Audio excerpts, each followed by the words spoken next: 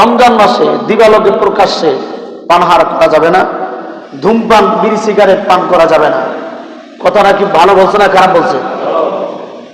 অবশ্যই উনি দায়িত্বশীলতার পরিচয় দিয়ে কথা বলেছেন, মুসলমানের ইমানের কথা বলেছেন, রমজান মাসের পবিত্রতার কথা বলেছেন, ঠিক না ঠিক? কিন্তু অ্যাকশনটা কি হয়েছে? স্বরাষ্ট্র উপদেষ্টা ছবি বাসের মাথায় লাগাইয়া একদল নারী পুরুষ অল্প কিছু সংখ্যক মানুষ তার সেই ছবিকে আগুন জ্বালাইয়া প্রকাশ্যে বিড়ি সিগারেট টানতেছে রমজান মাসে, আর তার পদত্যাগ দাবি করছে। নাউজুবিল্লাহ। উনি বলল ভালো কথা যে রমজান মাসে দিবালোকে বিড়ি সিগারেট পান করা যাবে না, মুসলমানের দেশ, কষ্ট হয়।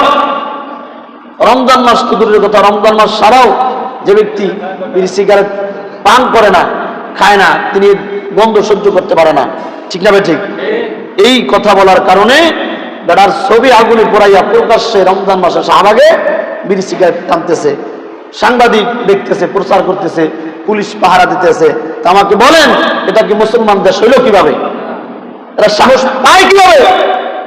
অথচ গুটি কয়েকজন নাস্তিকের বাচ্চা প্রতিটি মুসলমানের কলিজে আগুন ধরিয়ে দিয়েছে, কিন্তু আমাদের আগুন ধরে নাই।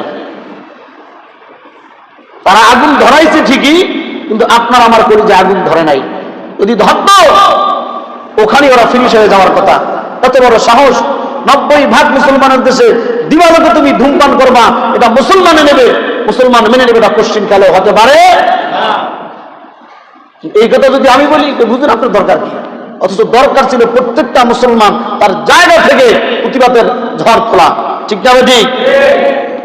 রমজান মাস যে বড় মহান মাস, ইবাদতের মাস, রমজান মাস ভালোবাসার মাস, রমজান মাস প্রেমের মাস, রমজান মাস নিজেকে শুধরিয়ে নেওয়ার মাস, রমজান মাস নিজেকে পরিবর্তন করার মাস, রমজান মাস নিজেকে ঝালাই করে ধুয়ে মুছে পরিষ্কার করে পাক সাফ হয়ে আল্লাহর কাছে পেশ করার মাস, ঠিক না ভাই? ঠিক।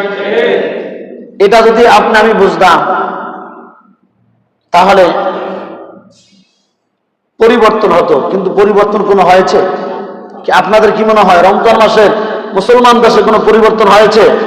হয় নাই। গত জুমা ছিল রমজান ছাড়া, এই সময় এই পরিমাণই মুসল্লি ছিল।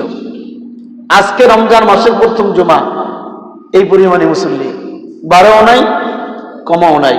কি কথা বাস্তব না বাস্তব?